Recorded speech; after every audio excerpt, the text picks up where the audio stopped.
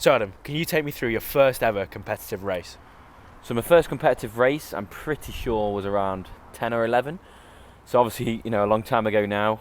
It was one of those kind of meets where you come down on a Saturday, with your plastic bag, with all your kit in, and you get up and race. Pretty much like 10 minutes warm up, and that's how races were back then. We did 25 meters. It was all about the fun, all about the engagement, and I loved it. It was just raw racing. There was no one there with time splits, did breakout. It was literally just there for the fun of it, with a bit of jelly as well. So if you can remember that first experience from racing, is there anything you take into your races now, or is there anything you can remember that you kind of still think about when you're racing now from that first experience? Yeah, definitely. I think the raw racer in me, the competitiveness, I think that'll continue. It's been 10 years or 15 years, it'll continue now and 15 years in the future. I think your personality doesn't really change that much now. So for me, the raw competitiveness and the raw willpower to win will always stay the same. And I always remember I used to race, I used to look around, and that's how much I really wanted to win. So if I saw one there and I get like adrenaline shot and then go and win the race, I think that'll always stick with me. Did you win that first ever race? Can you remember? Can't really remember because it is 15 years ago.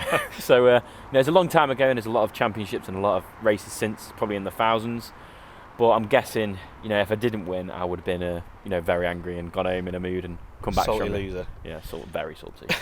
So what would you give advice to the first person going into their first competition, their first race? Doesn't have to be in swimming, just in sport in general. What would your advice be to them?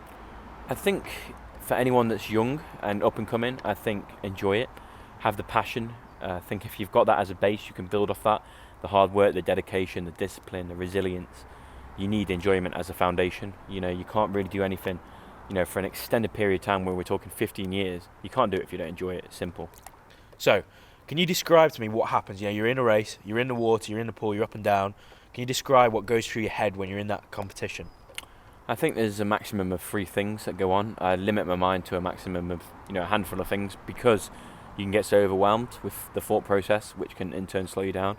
So I think about composure. How well's my stroke, feeling? How's it looking? Then I think about, okay, need to get my hands on the wall perfectly. Then I turn as fast as I can. Then it's really about turning it up and finishing, obviously. So not much goes through my head. I think in a real big races, such an Olympic final, you'll think about the last 50. You use thoughts of people watching you back home. The motivation comes from there. But really, it's a nice peaceful state, definitely. Awesome. So what's the strangest thing that's you're in a race? Is there anything really weird that's come into your head, or the strangest thing that's ever gone through your mind when you're in a race? Yeah. I remember when I was doing Midlands or regionals. We used to do them, every year, and I used to do so many races, like 10, 12 races, to score. And it was like 200 IM, and I touch. I was like, oh, I wonder what's for dinner. Just like, because I was so tired. And as you're a teenager, it doesn't really matter what you think about anyway. But for me, it was there has been some kind of weird thought processes, but obviously now it's all about give the kind of mental edge. So if that's what goes through your head, when you're racing, when you're going up and down the pool, training for hours and hours, pushing your body as hard as you can, how do you kind of stay engaged and focused when you're really, you're beaten down, you're tired, you're fatigued? I think the competitiveness, again, I think I rely on that for a lot of things I do. Obviously I want to be better, and it's not necessarily better than the next person. I just want to be better than myself. So the motivation, the inspiration, and the kind of the energy comes from that. So if I am kind of hurting, I will get angry at myself and I push even harder. But now, as I get older, it's more about allocating the right energy in the right places, and that takes a lot of maturity and a lot of kind of wisdom to do. So obviously everyone knows you as Adam Peaty, the racer, the winner, the Olympic champion. Tell us a little bit about just Adam, away from the pool, who you as kind of a person, away from all the sport. I think, when you see me race, I think I can seem quite energetic and quite, kind of full of life, because that's how I have to be.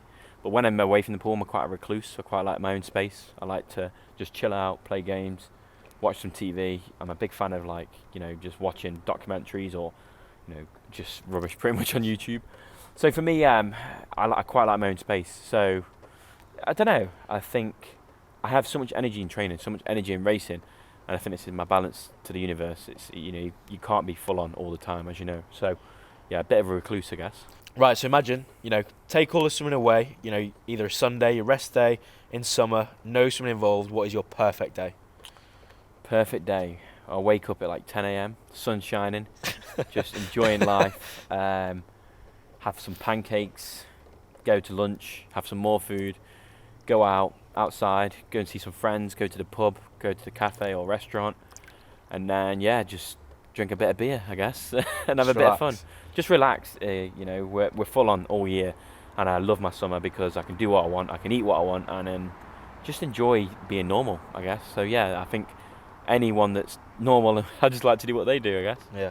So if you think of the world of sport right now, sportsman, sportswoman, doesn't have to be swimming, who are you kind of looking up to, admiring, and why are you finding them really inspirational at the minute?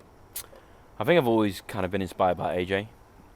Obviously, he's got his sporting accolades, but what he does outside of the boxing ring, in terms of his brand and his awareness for where the sport needs to go, I think that's so important, because you can basically do the most amazing things in sport, but if you can't convert that into a marketing experience for other people to experience that with you, then it almost takes away the value from the achievement itself. So I've always believed that if you're going to do something special or something amazing, have a way or have a platform to get it out to the people. Manage your brand, brilliantly.